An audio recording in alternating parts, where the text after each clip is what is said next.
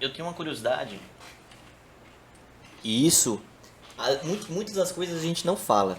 Porque a gente tem um convívio com as pessoas e às vezes a gente admira a distância, né? E eu conheci pouco o Wagner assim de convívio, mas no pouco que eu pude observar, já participei de encontro de casais, já, né? Verdade.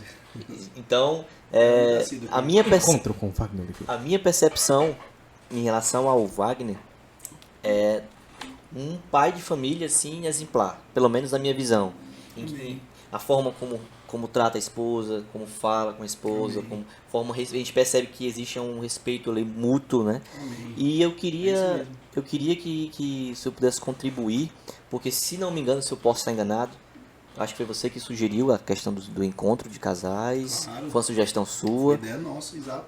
você foi uma das pessoas que participou dessa Nós fomos ali da- os precursores. precursores, né? isso gostei. Qual a importância do encontro de casais? Né? E aí eu queria saber isso, porque realmente, infelizmente, o encontro de casais ele foi meio que É. aos Aí pouquinhos veio a ele pandemia também. enfraqueceu, né? Exato. Mas eu achei aquilo muito, muito bom. Até a minha mãe, com o meu padrasto, participou, Olha né? só. A gente foi engrandecido com aquele encontro ali. Mas o que eu queria falar, né? Como é que o Wagner percebe, o que é importante no seio familiar ali, Ótimo. para que uma família seja bem sucedida? Porque que a gente encontra, sai nas pesquisas que geralmente existe mais divórcios no segundo casamento do que no primeiro. O que acontece, né? Às vezes as pessoas acham que não tá dando certo com aquela pessoa, tentou de tudo, não tá dando certo, se separa, se casa com uma segunda pessoa, e segundo as pesquisas, não sei o que eu tô falando, Sim, sim. o divórcio, Estatística mesmo. o divórcio acontece com mais frequência, com menor período. Tipo, a primeira esposa é 10 anos, a segunda é 2, a primeira esposa é 5 anos, a segunda é meses. Então, assim, porque essas pessoas acham que vão encontrar em outra pessoa aquilo que faltava naquela. Mas, ok, ela pode preencher uma lacuna que a outra não preencher, mas vão ter outras lacunas, que ninguém é perfeito, né? Claro. Então, como o Wagner, como marido, como pai, entende que você consegue manter uma longevidade, não só uma longevidade, né, mas uma vida plena, uma vida realmente até a morte E até que a morte separe. separe. Como é que é essa caminhada para você conseguir se manter firme? Tem essa Bem. coisa- Eu sempre admirei a distância, tá? Só Muito para bem, fechar. obrigado, fico feliz, viu? Eu não sabia disso. Então, assim, o casamento é uma instituição criada por Deus, né? Sim. E a Bíblia ela vai registrar isso, que lá no princípio Deus criou o homem e a mulher, que todo mundo já sabe, né? Sim, sim. Então, assim, é uma coisa realmente divina. E o casamento, a família, ela simplesmente precisa ser vista, né, e encarada com esse olhar. Você imagina essa como é que eu chamo isso aqui? Copo, caneca, qualquer coisa. Essa caneca, Troço. pronto. Você imagina essa caneca aqui Honesta. com slogan, né, esse objeto, né, que é hoje para mim beber. Imagino que foi feito com muito carinho, imagino que a ideia foi alguém pensou, enfim. E aí você imagina, eu bebo aqui e de repente jogo a ponto de quebrar, ou, enfim, imagina que isso aqui seja descartável, né? Sim. Eu estou desvalorizando a ideia, alguma coisa que destaca do programa, né? E isso é só um objeto. Aí eu olho para o casamento, estou dando um pouco o oposto, mas o exemplo é o mesmo. Eu olho para o casamento e reconheço que isso não é coisa de homem, isso é Deus, né? Então como é que eu tenho que olhar para esse casamento? Da melhor forma possível. No meu casamento, o meu comportamento, por exemplo, eu sou muito perfeccionista. Eu acho que ela tá rindo agora. Eu vou falar, a Vânia vai rir agora. Eu sou muito perfeccionista. Sabe? Gosto das coisas organizadazinhas. Sabe quem é que reclama da toalha em cima da cama molhada? Tu. É o inverso, né? É eu. Se bem que eu nem coloca mais, mas antes era. Enfim. O cesto do lixo. Pode falar. O cesto do lixo lá do banheiro. Se não tiver, eu não gosto. Então eu não sou perfeito. Então eu sempre cobro. Se bem que ela não faz mais isso, ela agora me ajuda, né? Ela faz isso bem direitinho. Tá ao vivo, né, mano? Deixa eu desligar aí. E eu também às vezes faço, né? mas o que acontece? Mas eu, mesmo assim, dessas coisas bobas, fútil, né? No casamento eu preciso olhar para minha esposa com bons olhos. que aí entra aquilo que todo mundo já sabe. O respeito. Se eu não gosto, não posso violentar minha esposa, não posso machucar ela. E isso se eu olhar pro meu casamento, pra minha esposa, como Deus criou. Tu pode puxar o braço dele. Não, É, né? Pode trazer ele pra ti. Pronto, aí acho que... Tá ok aí, ou Kevin? Pronto. Então assim, sempre tem que partir desse princípio. Tem uma frase que diz assim, ó. Como você olha o próximo? E aí, antes da resposta, você já pensa, eu preciso olhar para o próximo como Cristo olharia. É mais ou menos assim. Então, como é que Deus olha para um pecador? A Bíblia diz que ama, ele olha com amor, né? Com compaixão. Por isso que ele veio com o propósito de dar a vida por nós. No casamento, ô Lucas, é isso também. E a Bíblia tem muita analogia com o casamento, a vida eterna, de Deus sendo o noivo e a igreja sendo a noiva, né? Comparando, dando um exemplo de casamento. Então nós precisamos realmente, a mulher, ela não é que é o sexo frágil, essa frase que a mídia colocou, mas ela é sensível. A mulher, ela é machucada antes de um soco físico, uma palavra maldita, entendeu? Verdade. Sem dúvida, isso é absoluto que eu estou falando, é um fato. E se nós olharmos como Cristo queria que a gente olhasse, como Deus fez essa obra, aí as coisas vão acontecer. Entendi. Né? Não com perfeição, porque não existe casamento perfeito. Também existe algumas fases. A minha filha agora, ela tem 4 anos e ela está assim, numa fase de descoberta. E eu já percebi que às vezes pode acontecer, em alguns momentos, quando ela fica assim muito curiosa, de repente haver um conflito entre a minha esposa por causa da minha filha. Antes disso, eu vivi com a Vânia 14 anos casados, a gente não tinha filho. Então isso não existia. Um mundo Os novo, conflitos que eu tinha com a Vânia eram outros. Era como a história do saco no lixo do banheiro, entendeu? Era a toalha molhada, era isso. Agora às vezes é a Ruth. Eu falei, filha, será que você não está exagerando aqui, entendeu? Mas mesmo assim, eu tenho que olhar com esse sentimento aí que eu estou lhe falando. Se não, na hora dessa crise, desse pequeno conflito, aí vira mágoa, sabe? Um momento desagradável. E aí vai criando desconforto. E aí vai gerando anos. Eu costumo brincar, eu não sei quem foi que me falou sobre um exemplo da família e eu fiz analogia. Certo. Que geralmente, né? O pai, ele... Se for filha, ele é um pouco mais condescendente, né? Pode dizer, né? Mas se for filho, ele é mais duro do que a mãe, geralmente, né? Ele é mais rígido. Eu brinquei uma vez dizendo que a mãe era a primeira instância, o pai era a segunda e os avós eram o STF. Libera tudo, deixa tudo. Libera tudo, pode tudo. Ele gosta pode de brincar fazer assim, tudo. é brincadeira meio perigosa. E aí, Essa é boa. pois é. E aí, Wagner, eu fiz essa pergunta por quê? Porque, tá. E por que eu fiz essa pergunta também, né? Você acha que a criação, a nossa criação, por exemplo, a sua, Sim. dos seus pais, pode de uma certa forma ter influenciado na forma como você lida hoje com a sua família? Ou você acha que tem pouca parcela de influência? Porque tem pessoas que nascem numa família muito desestruturada, que o pai faz algo com a mãe, ou a mãe humilha o pai, ou nem tem pai, às vezes nem tem mãe, é criado filhos, né? Sim. Isso pode, você acha que no seu caso influenciou, facilitou a forma de você tratar a sua família? Olha só, O aprendizado. eu fui criado, eu sou órfão de pai, né? Embora já seja hoje pai, graças a Deus, mas eu sou órfão de pai já desde os 5, 6 anos de idade. Então lá em casa a gente cresceu sem a figura paterna. Sim. A minha mãe teve que se desdobrar, graças a Deus, para ser a minha mãe e meu pai, até eu ficar adulto, né? E lá, Lucas, a gente foi criado muito debaixo de muito carinho. E assim, o que era certo também era certo, o que era errado. Mas muito carinho, muito. Lá na minha casa, eu sou muito apegado com minhas irmãs, abraço, beijo, né? é assim, o convívio era esse. Aprendeu a respeitar a figura feminina desde cedo. Por isso que, às vezes, eu penso, será que eu estou defendendo a mulher demais, eu sendo homem? Porque isso parece ser um pouco de hipocrisia, não sei se você percebe isso. Às vezes eu fico com receio de falar um pouco mais das mulheres, com respeito. Eu sei. Porque, como é que o cara é homem e vai falar da mulher? A mulher que tem que falar por ela, né? Tem um lugar de fala. Mas é porque eu convivi no meio de 3 mulheres, né? Que hoje são mães, minhas irmãs, e mais a minha mãe, 4 mulheres. Entendi. Muito carinho, muito respeito. Então hoje eu procuro valorizar, né? Eu reconheço isso. Então influencia sim. Tem Influencia, muito, né? Agora, eu também, digamos que fosse o contrário, se eu tivesse crescido num convívio desestruturado, já não tinha pai mesmo, então muita confusão, entrava homem lá em casa, sei lá, um exemplo, digamos que fosse assim.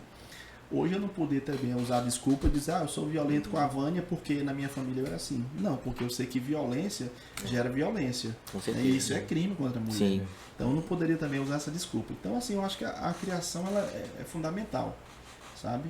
Verdade. Voltando para a questão do Paulo Vieira, né? Sim. Ele, o método CIS, né? Eu tô fazendo propaganda do Paulo Vieira, não. Mas ele faz parte, né? A gente gosta de algo, a gente faz propaganda de graça, Muito né? bem, muito bem. E ele fala isso, que muitas das vezes a gente precisa perdoar os nossos pais, porque muitas das vezes existe essa família desregrada. Muitas vezes não é só carinho, como a Kelly falou, é só carão, em todos os sentidos. E a gente precisa quebrar, ele fala assim, quebrar padrões. Porque você precisa entender, ele falou pra mim, isso eu recebi. Você precisa entender que você é vítima de outra vítima. Em que sentido? A minha mãe, ela teve uma criação infinitamente mais difícil que a minha. Ela via o pai batendo na mãe, ela via uma situação de um alcoólatra em casa, que era o pai, né? E fazia tudo, expulsava os filhos de casa. A minha avó teve que mandar um dos filhos para ser criado com as tias, porque ele cismou que não era filho dele. E então minha mãe viu muita coisa. Ela é a filha mais velha, então ela viu toda. Tudo, né? Ele foi amadurecendo, ele foi assim, quando foi ficando mais velho, ele foi diminuindo essa insensatez, essa loucura, né, dele, Claro, né? claro. Ele mais quando bebia também. A idade faz isso. E aí então tem filhos. O que a gente vê? Os filhos mais velhos, que pegaram todo esse trauma familiar, tem um lado emocional muito forte, muito volátil, assim, muito, né? E os filhos mais caçulas, que pegaram já ele na velhice, foram filhos dessa fase de mudança dele, são os mais controlados, são os mais resilientes, são os mais... Então você consegue ver a influência que teve a criação na vida de cada um. E eu tive uma criação... Aí ele fala o seguinte, né, para você entender a sua mãe, né, porque eu tinha um rancor da forma como eu fui criado. Ele fala o seguinte, ele fala isso, né, você entender que você foi vítima de outra vítima, e ele fala, se você tivesse sido criado como ela foi, você seria quem você é hoje? Você faria o que ela fez com você? Será que você conseguiria filtrar? Será que muitas das coisas ela não conseguiu filtrar e diminuir bastante a intensidade do que você recebeu, né? Porque a forma do amor, a forma como ela entendeu o amor na infância, foi muito deturpada, né? E ela acabou passando isso pra mim. Então, por que eu falo essa questão da família, né? Porque, Wagner, eu, sinceramente, eu tenho muita dificuldade eu sou uma pessoa muito, como é que se fala? Colérica. E estresse. Vocês davam a perceber aqui que de todos aqui, todo mundo estava preocupado em resolver o problema. Eu também estava, mas eu já de forma chateado. Tava já, diz a palavra, puto. Que a gente testou, que a gente fez tudo e não estava conseguindo resolver. E tem uma frase que minha mãe disse que ela fala o seguinte, ela me pedia para fazer algo, e a criança às vezes teima, né? Ela vinha de uma forma bem agressiva para que eu fizesse. E aí eu fazia, né? Com medo, apanhava, tava roxo e ia fazer. Ela dizia, tá vendo? A gente só resolve as coisas, quando eu faço desse jeito, as coisas no instante se resolvem. Então aquilo criou uma crença limitante tão forte em mim, que às vezes eu sinto que eu desrespeito a minha esposa. Às vezes eu sinto que eu desrespeito os meus amigos. E eu percebo que isso é algo que está enraizado na minha crença. Já vem do berço. Tipo assim, às vezes eu peço algo pra... Moça, pode fazer isso? E ela não faz, e aí eu... Poxa vida, mas já vou discutindo. Mas uma coisa que eu te peço, tal. Porque na minha cabeça, opa, peraí. não é assim que não é bem assim. Eu não Não posso é ter, como era antes, né? eu não posso ficar com aquele pensamento. Assim as coisas no instante se resolvem, com a fala mais de chateação, né? Então, eu entendo que você não pode usar como justificativa, mas eu também entendo que nós não somos robôs, que você aperta um botão e muda um sentimento, né? Exato. É muito difícil você quebrar um padrão que está enraizado desde a infância. Então, eu tô lendo um livro para tentar mudar a minha forma de pensar, Sim. e esse livro ele é as cinco linguagens do amor, que ele é para casamento mesmo, né? Então você pode ver que eu estou sempre buscando. Participei do encontro de casais, Sim, é verdade. tô lendo um livro que fala sobre casamento, porque eu sinto essa dificuldade, eu sinto que eu tenho esse desvio assim de equilíbrio emocional mesmo. Então eu tenho que trabalhar no trabalho, mano, eu me vê às vezes, se eu tiver numa tensão extrema, eu fico tenso, eu não quero brincadeira. A gente é muito brincalhão, se ele brincar comigo eu não devolvo a brincadeira, né? Não. Então eu tenho um jeito de lidar com as coisas, que pra mim só se resolve se eu tiver sério, se eu tiver o estresse lá em cima, dor de cabeça, porque na minha cabeça ficou aquela crença, as coisas só se resolvem assim, com você estando naquele estado emocional o foco, Sim. né? Mas fica um pouco meio, as pessoas acham que eu sou antipático, porque eu fico com a cara fechada quando eu tô querendo resolver algo. Porque parece que isso se enraizou em mim, entendeu? Entendi. Então, por isso que eu fiz essa pergunta pro Wagner, porque realmente eu vejo que no Brasil existem muitas famílias desestruturadas. Muitas. Eu também fui criado sem pai. É somente a minha mãe. Meu pai eu nem conheço. Os meninos sabem, brincam comigo. Ele é por aqui, né? De Pai de Sara. Mas eu não sei, nunca vi, só conheço por nome. Então, assim, Wagner, por isso que eu fiz essa pergunta, porque na Bíblia Deus fala da questão do sexo somente depois do casamento, né? E eu concordo com isso porque eu acredito que muito dessa questão de famílias desestruturadas é por isso. Você vai numa aventura, tem um filho com alguém que você não não conhecia, foi só uma aventura, uma brincadeira, sei lá, né? Aquela coisa de jovem. E daí nascem famílias desestruturadas que vão aqueles padrões de mãe que cria o filho sozinho. Você sabe, Lucas, que sempre, né, mano, tem um porquê das coisas, certo? O médico, quando ele te receita o medicamento, e quando você vai tomar, o gosto, na maioria das vezes, é desagradável. Muito desagradável. Mas tem um porquê. Aquele remédio vai resolver o teu problema, vai tirar a dor de cabeça, seja lá o que for. Então, Deus é exatamente isso. Quando existem princípios e que não pode ser quebrado, porque aí é chamado de pecado, exatamente por isso. Porque lá na frente vai ter a consequência, entendeu? Então você acaba, até eu compartilhar aqui, Lucas, né? Eu também não sabia, né? Eu achei até, eu disse, rapaz, só eu que vivi isso, quer dizer, o cara nem sabe nem o nome do teu pai. Meu pai, eu tenho até lembrança do meu pai, então eu não sofri tanto assim, né? Existem pessoas que têm muitos traumas. Mas pegando esse gancho, eu quero até compartilhar com vocês uma coisa que vocês não imaginavam e não sabem, né? Ontem eu fui pro médico com a minha filha e a Vânia. A nossa filha tem 4 anos, como eu já falei. E a Ruth, ela tem um comportamento assim, como é que eu posso dizer? Excessivo. Em termos de agitação, em termos de muito espontânea, sabe? Curiosa, enfim. E alguns membros da família sempre falavam, ela pode ter alguma coisa assim, um transtorno, leve ela no médico. Só que aquilo ali era um bloqueio para mim ao mesmo tempo, né? Até porque eu ministro sobre fé, eu prego sobre fé, eu creio em milagres, também vivo milagres, e acreditei que não poderia ser nada. Mas claro, usando também, além da minha fé, da minha razão, racionalidade, isso foi crescendo, né? Tem momentos que a Ruth realmente ela não para mesmo, não para, só quando vai dormir. Que para uma criança como ela não é legal. Porque, por exemplo, ela não tem concentração. Ela é hiperativa, né? Exatamente. E aí nós levamos ela para um profissional ontem. Ontem foi ir para o médico e ver realmente o diagnóstico que um profissional ia falar, né? Não somente o que alguém, ou comentários, família, ele ia falar. E aí ele falou, olha, ela fez algumas perguntas, ficou feliz que ela respondeu, né? Para algumas pessoas estranhas ela nem olha, e principalmente com a roupa de médico, que é aí que ela pensa que é injeção, ela nem quer conversa. Mas ela respondeu as perguntas dos médicos e a nossa expectativa. Mas ele falou, mãezinha, a Ruth pode ter um autismo levemente. Ele falou até a palavra levemente. Leve grau ali. E aí a gente não se assustou, né? Não bateu, não foi um baque, o mundo acabou, não, de forma nenhuma. A gente já tinha, né, uma certa noção. E a gente olhando um para o outro e conversamos, eu e a Vânia, né? Isso aqui ninguém sabia, tá? Sim. E aí eu sei que a Vânia ela me permite também compartilhar isso, porque a nossa família já sabe, nós já falamos. E nós decidimos tratar, né? Vamos fazer exames e tudo. E eu não sei se é o teu caso, Lucas, ou se é o meu também, né? Mas quem nasceu nos anos 80, quem nasceu naquela época que tudo era difícil, né? A informação principalmente, Sim. de repente até tinha... Hoje existem adultos que têm esse transtorno, né? É o espectro autismo, enfim, tem outra coisa, né?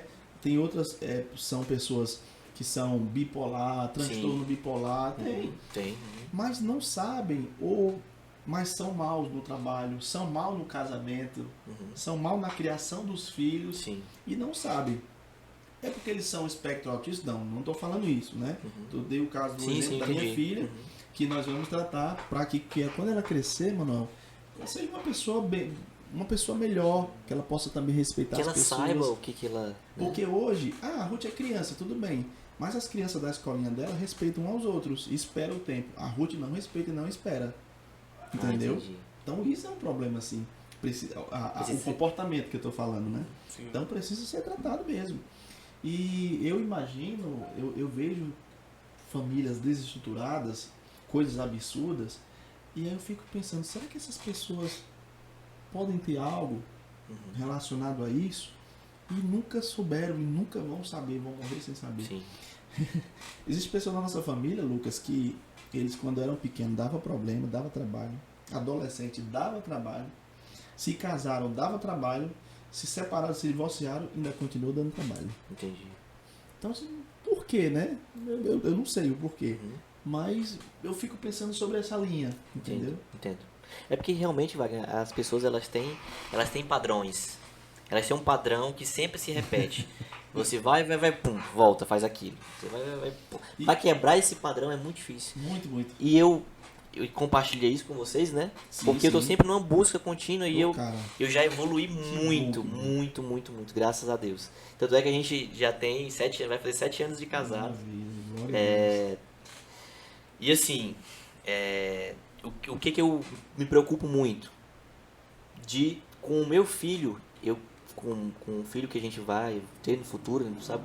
A vontade de Deus, eu não quero repassar nem 1% daquilo que foi passado para mim. Eu quero romper esse padrão. Por isso que eu te perguntei o exemplo de como você lidar com a família.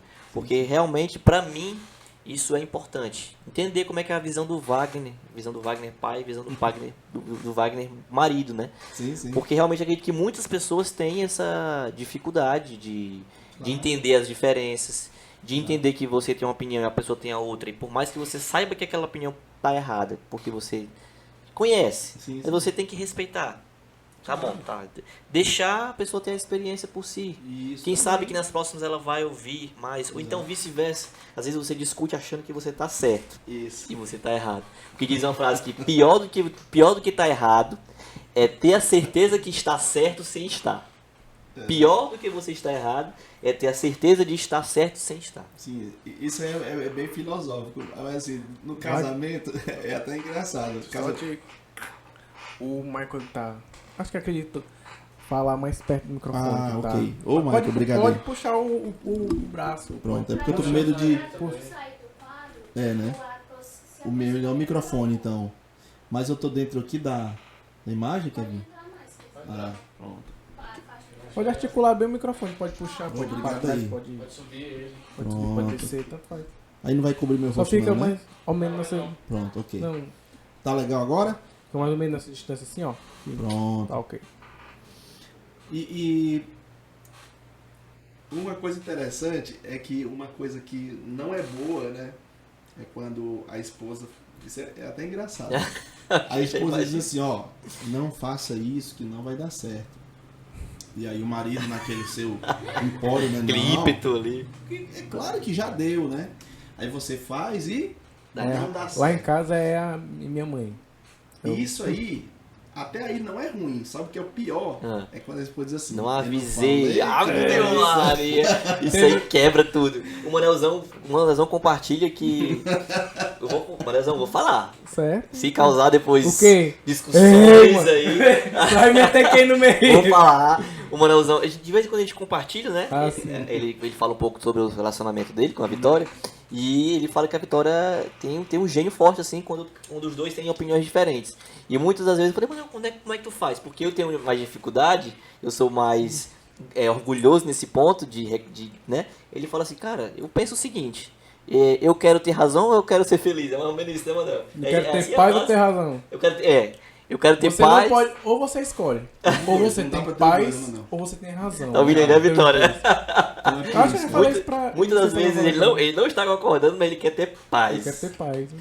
Então, é difícil, viu? É difícil. Porque às vezes é para um projeto.